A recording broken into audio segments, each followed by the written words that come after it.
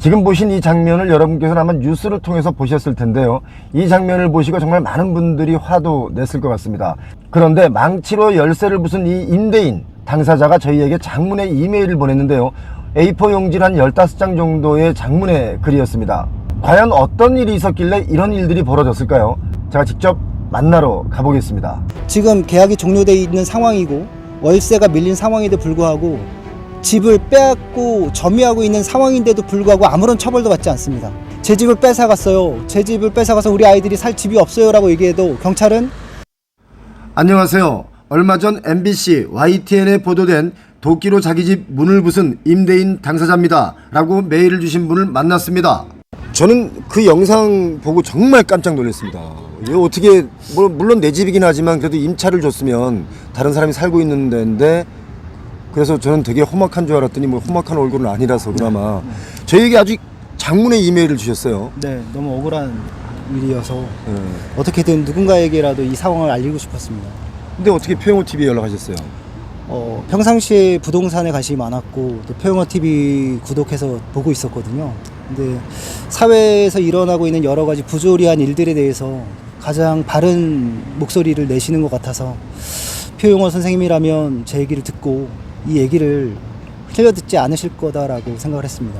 솔직히 죄송하지만 이건 뭐 냉정하게 얘기를 해야 되니까 뭐 아무리 임대인이고 또 그 집의 소유권자라고 하더라도 일단 타인이 살고 있는 집에 대해서 기물을 파손한 경우는 이건 정말 죄송하지만 본인이 사과를 하셔야 됩니다. 왜냐하면 그게 우선이 돼야 저희도 인터뷰를 할 수 있는 거지, 그게 사과가 우선이 안 되면 지금 얘기를 들어줄 수가 없어요. 그래서 자초지종을 듣기 전에 먼저 사과부터 하시는 게 어떨까, 제 생각은. 이유야 어찌됐든지 간에 제가 그러니까 임대해준 집의 권리는 임차인에게 있는 거고, 어떠한 상황이 되어도 그 물건에 대한 손상을 입히면 안 되는 것은 당연한 것이고요. 제가 어떠한 이유가 있더라도 어떤 감정적인 상황에 놓였더라도 그런 행위를 하면 안 되는 거였는데, 그런 행위를 함으로 인해서 그런 부분은 정말 진심으로 사과드리고 싶습니다. 지금 잘못했다는 생각은 확실하게 하고 계신 거죠? 네, 맞습니다. 본인의 어떤 얘기가 있지 않겠어요? 네, 이 계약은 2022년 2월 12일 날 보증금 3천만 원에 월 220만 원의 계약을 맺은 상황이었습니다. 그리고 이분이 이제 해외에서 주로 사업을 하시기 때문에 한 달 월세를 내는 것이 이제 업무상 좀 힘들다고 해서 3개월에 한 번씩 660만 원 입금을 하기로 했었는데, 처음부터 이제 월세가 미납되었었고요. 어찌됐든 그렇게 2023년 2월 11일 날 계약이 종료되었음에도 불구하고 밀린 임대료는 납부하지 않았고요. 그 과정상에 여러 차례 퇴거를 하겠다고 약속을 했음에도 불구하고 퇴거 약속이 지켜지지 않았습니다. 그래서 퇴거 약속을 지켰을 때 제가 어떠한 다음 세입자를 맡거나 제가 입주하거나 할 수 있었을 텐데, 약속이 지켜지지 않았으니까 저는 어떠한 계획도 세울 수가 없었고요. 그러다가 밀린 임대료가 2천만 원이 넘어간 상황이었고, 실계약자인 딸과 통화를 통해서 2023년 9월 8일 날 퇴거를 확정했습니다. 그 전에 8월 11일 퇴거를 확정했고, 그 전에도 또 한 번 더 미뤘던 거거든요. 9월 8일은 딸도 인지하고 있었던 상황이고, 지금 문제가 생긴 이 당사자도 인지하고 있었던 상황이었고요. 그럼 계약은 계약은 딸 이름으로 했고 대리인으로 아버님 이름 계약했습니다. 실제로 쓰는 건 누가 씁니까? 아버지가 쓰고 있습니다. 예. 근데 그 아버지인지는 또 확실히 모르겠습니다. 가족관계 증명이 된 게 아니기 때문에. 근데 9월 8일 날 이사 가기로 약속을 했고, 저희는 이제 현재 살고 있었던 집을 새로운 세입자분한테 이제 넘겨줘야 되는 상황이었고요. 그게 이제 9월 11일 날이고, 저는 이 집으로 9월 10일 날 이사 오기로 확정을 지은 상황이었습니다. 그러면 그 전에 살던 집도 이미 나와서 지금 이제 이미 나와 있는 상황이죠. 그분한테까지 피해가 가면 안 되니까요. 또 다른 피해자가 나오면 안 되니까. 네, 안 되니까요. 예. 그리고 이제 이사 계약도 다 짜여져 있던 상황이었기 때문에 그날만 기다리고 있었죠. 근데 9월 6일 날 이사 이틀 전에 전화가 와서 열흘만 일정을 조율해 달라라고 얘기를 했습니다. 근데 이게 저희 집도 그렇고 앞으로 이제 여러 가지 사람들과 은행과 연결되어 있는 문제이기 때문에 쉽게 조율할 수 있는 일은 아니다 했더니, 이제 그분이 반말로 일정을 조율해 봐봐, 할 수 있잖아, 능력 있잖아, 이렇게 얘기를 하는 겁니다. 결국에는 이제 자기는 못 나간다, 그 통화의 끝은 자신은 못 나간다. 9월 8일 날 이사 못 간다. 이렇게 끝을 냈더라고. 그런데 9월 8일 날 이사를 간다고 해서 본인은 아마 집도 다 빼고 이렇게 정리가 됐고 네. 여기서만 문제가 생긴 거네요, 지금. 네, 그게 이제 가장 큰 발단입니다. 만약에 이제 그렇게 될 경우에 이제 저희 아이들의 학교 문제에도 문제가 생기는 거고 당장 거주할 집이 없기 때문에 지금 어디 사세요? 지금 처가댁에 인천 처가댁에 임시거처를 그럼 정했습니다. 아이들은 이 근처에서 학교를 다닐 거고. 네, 맞습니다. 지금 처가댁은 여기서 또 시간은 얼마나? 차로 40분 50분 거리입니다. 아, 그럼 매일 아이를 학교를 데려다 주고. 네. 그렇죠. 아이를 학교에 데려다 주고 저는 이제 이 근처에서 일을 하고 커피숍에서 일을 하고 지금 아이가 초등학교. 초등학교 2학년, 초등학교 5학년입니다. 아, 두 아이가 그러면 하루에 50분씩. 네. 왕복하면 이제 1시간 40분 거리죠. 네. 음. 그리고 이제 학교가 끝나면 이제 학원에 갈 시간까지 일정 한 30분, 40분, 1시간 정도 이렇게 시간이 소모되고 쉬어야 될 공간이 있어야 되는데 준비물도 차 트렁크에다 준비해 놓고 챙겨주고 있는 상황이거든요. 어제같이 이제 비가 오는 날 같은 경우는 비를 피할 곳이 없어요. 커피숍에 들어가서 뭐 하루 종일 있을 수 있는 것도 아니니까요. 그것 때문에 이제 두 아이 다 감기에 걸려서 지금 병원에 가야 하는 상황이고요. 거처를 이 근처로 정하려고 했었어요. 근데 그 세입자분하고도 얘기를 했을 때 열흘이라는 일정 조율을 얘기를 했을 때 그러면 언제 나갈지 날짜만 정해달라고 했습니다. 그러면 저희가 희망을 갖고 이 날짜면 우리가 들어갈 수 있구나. 또 다른 준비를 할 수 네, 있으니까. 준비를 할 수 있으니까 날짜만 정해달라고 했는데 그 날짜를 정하지 않았고 귀국해서 들어오면 좋게 얘기하자라는 겁니다. 그 좋게라는 건 어떤? 글쎄요, 그 좋게라는 게 저는 도저히 무슨 뜻인지 알 수가 없고 왜 이렇게 이사를 안 나가며 왜 이렇게 시간을 끌고 있는 건지 전 도대체 이해를 할 수가 없습니다. 갈등이 굉장히 많았던 상황에서 저는 이제 대리인이기 때문에 법적으로 아무런 어떤 영향력을 권리 행사를 할 수 없는 사람이잖아요. 그래서 아, 그렇죠. 왜냐면 네. 서류상에 그분의 따님으로 계약이 돼 있는 거라서. 네네. 그래서 딸과 통화를 시도했습니다. 딸과 네. 통화를 시도했고 통화를 통해서 이제 아버지의 채무 관계, 채무 사실을 딸이 아는 것이 좋지 않으니까 최대한 정중하게 이 상황을 얘기를 했고요. 근데 그러고 나서 다시 전화가 왔습니다. 딸에게 전화를 했다고. 가족을 건드렸다고. 가족을 건드리면 안 되는 거라고 이렇게 얘기를 하더라고요. 그래서 저는 솔직히 이 사람이 어디에 거주는 여기서 하고 있죠. 해외 자주 나가고 딸의 거주지는 알도 못하고 저는 이제 계약서에 나온 주소지에 살고 있기 때문에 이렇게 말하는 사람은 분명 저희 아이들한테 해코지를 할 것 같다는 생각을 했습니다. 그래서 그 이후부터 저는 출근을 안 했어요. 출근 안 하고 아이들 학원 보내주고 학원 데려오고 와이프 출근시키고 와이프 퇴근시키는 것까지 다 했습니다. 지금까지도 지금 전 출근을 못 하고 있어요. 직장에서도 그러면 하는 일에 대해서도 많이 피해를 보고 네, 계시고. 맞습니다. 임차인 분하고는 어떤 해결을 하고 싶으세요?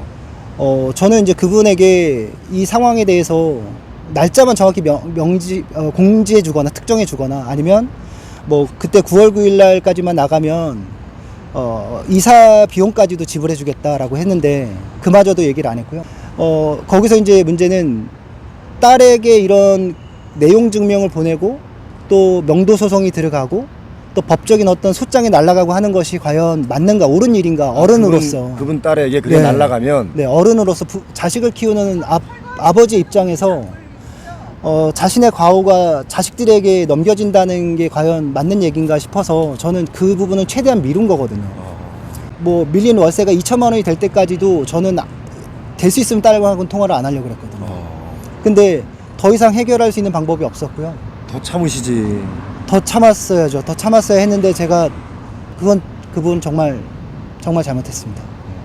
현관문을 파손한 일은 어떤 법적인 제재가 좀 있을 것 같은데 이걸 제가 저희 그 자문 변호사랑 한번 지금 상담을 바로 한번 해볼게요. 여보세요. 네, 변호사님 안녕하세요. 표용호입니다. 네, 안녕하세요. 네네. 기본적으로는 그 물건 자체가 본인의 물건이기 때문에 재물 손괴는 되지 않고 다만 이제 타인의 점유나 권리의 목적이 된 자기 물건을 손괴하는 경우에는 권리행사방해죄가 성립이 됩니다. 그래서 아마 이런 사안 같은 경우에는 아마 벌금이 나올 가능성이 제일 높고요. 네. 아마 합의가 된다면 뭐 기소유예까지도 가능해 보입니다. 이게 이제 사실 임차인과 임대인이 뭐든지 약속대로 이행이 돼야 원만한 거래관계라는 것이 형성이 되는데 항상 이렇게 뭔가가 지켜지지 않으면 갈등이 생기고 갈등이 폭발하면 이런 사고가 생긴다고 저희는 보고 있습니다. 그래서 선생님께서 아마 이걸 좀 임차인하고 네. 다시 대화를 통해서 네. 최대한 빨리 해결할 수 있는 방법을 찾는 것이 네. 저희가 볼 때는 그게 가장 합리적인 방법인데 네. 지금 제가 이렇게 말하는 것도 아마 선생님 마음에는 안 들 수 있어요. 왜냐면 지금 아이들은 정말 길에서 힘들게 왔다 갔다 하고 있고 네. 또 처갓집에서 계속 사는 것도 그것도 힘들고 한데 제가 이렇게 말하면 그게 무슨 해결책이야 라고 하겠지만 현재 대한민국 법에서는 법대로 살아야 되지 않습니까? 네, 우리가 그러니까 맞습니다. 보면 임차인분하고 최대한 합의점을 좀 찾아야 되지 않을까. 사실 그 대화가 되면 해결 안 될 일이 없거든요. 대화가 안 되니까 이게 네. 자꾸 갈등이 생기는 건데 네. 한 번 더 시도를 더 해보시죠. 마음을 조금만 내려놓고. 제가 이런 일을 겪으면서 또 여러분들이 또 조언을 주시더라고요. 어떤 조언을 주던가요? 이런 비슷한 경우들이 많았고 이렇게 얘기하시더라고요. 버티기 들어갔다라고 얘기하시더라고요. 아, 임차인이? 네. 그러니까 이런 경우가 생기면 결국 이제 손해를 입는 거는 임대인입니다. 그러니까 월세를 못 받는 거 둘째치고 뭐 그 큰 돈을 갖고 있지 않기 때문에 대출을 받은 상황들이 있을 거고요. 관리비며 이런 어떤 비용이 나가는 부분들도 굉장히 많고 그런 걸 고스란히 이제 임대인이 감내해야 되는 상황인 거죠. 오히려 피해자가 된 상황임에도 불구하고 가해자에게 합의금을 주면서 퇴거를 해달라고 부탁을 해야 되는 상황이니까요.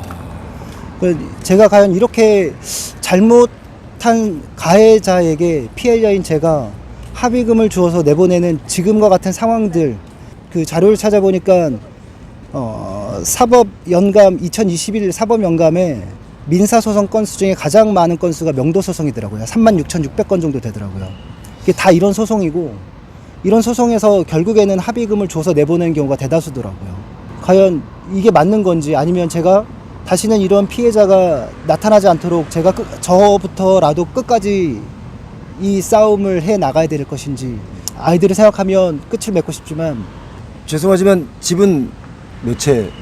이 집은 정말 저희가 아내하고 굉장히 이혼 직전까지 가는 상황에서 어떻게든 살아보려고 하는 과정에서 얻게 된 집이거든요.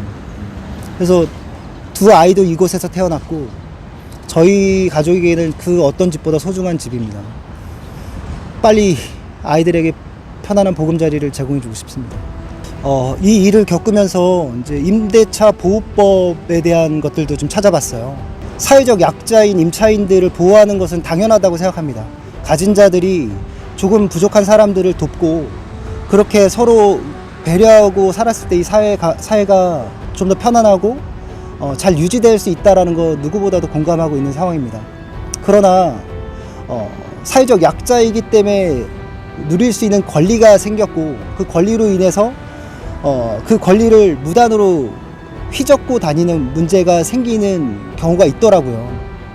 그러니까 촉법 소년들이 자기가 어떤 범죄를 저질러도 사회적 처벌을 받지 않는 것처럼 임차인들도 지금 계약이 종료되어 있는 상황이고 월세가 밀린 상황에도 불구하고 집을 빼앗고 점유하고 있는 상황인데도 불구하고 아무런 처벌도 받지 않습니다. 오로지 민사적인 해결만 해야 되고 경찰에게 제 집을 뺏어갔어요. 제 집을 뺏어가서 우리 아이들이 살 집이 없어요 라고 얘기해도 경찰은 저희들이 할 수 있는 일은 아무것도 없습니다 라고 얘기를 했고요. 법률공단에다 전화를 해도 명도소송을 진행하라라고 얘기하는 것 외에는 아무것도 없었습니다. 변호사들에게도 연락을 했고 채권 추심업체에도 전화를 했고 다 했습니다. 할 수 있는 건 아무것도 없었어요. 법 외에는 앞으로 1년, 최소 1년 그 이상의 시간 동안 우리 아이들은 길거리를 헤매야 되는 것 상황밖에 없더라고요. 임차인에 대한 권리는 그렇게 보장해주고 있으면서 임대인은 제 집을 뺏겨서 살 집이 없는데도 불구하고 전혀 보호를 받고 있지 못한 상황입니다. 과연 집을 가지고 있다는 것이 뭐가 그렇게 큰 잘못이고 뭐가 그렇게 이 사회를 사람들에게 구성원들에게 피해를 주고 있는 것인지 저는 제 감정선의 끝까지 가서 이성적으로 그걸 통제하지 못한 건 너무나 뼈저리게 후회를 하고 있고요. 임차인분에게 사과를 드리고 싶습니다. 통화상에 욕을 하기도 했고요. 그분도 저에게 욕을 하긴 했지만 성인으로서 하지 말아야 될 언행을 한 것 일단 그것부터 사과를 드리고 어찌됐든 제 물건이더라도 어떤 상황이더라도 이런 행위를 하면 안 되는 건데 이런 일을 벌인 건 진심으로 사과드립니다. 죄송합니다. 저는 이분을 만나고 나서 이런 생각이 들었습니다. 사람은 아주 기본적으로 철저하게 신뢰가 쌓이는 것은 약속을 지킬 때 신뢰가 쌓이는데 임대인과 임차인의 어떤 계약도 일종의 약속이거든요. 우리는 모두 약속의 연속입니다. 그 약속을 잘 지키는 사람들이 신뢰가 있다라고 하는데 서로 신뢰가 한번 깨지기 시작하면 이렇게 끝까지 치닫는 경우가 있죠.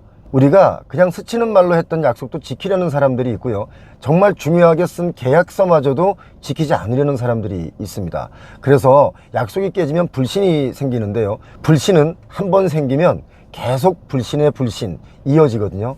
그래서 가장 중요한 게 신뢰가 쌓여가는 사회를 만드는 게 중요하다고 봅니다. 오늘 여러 가지 뭐 제도적인 측면도 있지만 가장 기본적인 신뢰라는 생각을 제가 오늘 한번 해봤습니다. 여러분도 표영호TV 끝까지 신뢰해 주신 분들이 많이 계시죠? 너무 고맙습니다.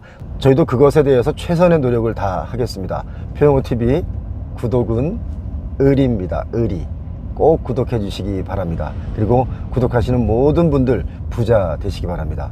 그리고 구독하지 않고 뭐 그냥 영상 보고 낼름 나가시는 분들이 많이 계신데요. 그분들은 뭐 알아서 하시겠죠? 예.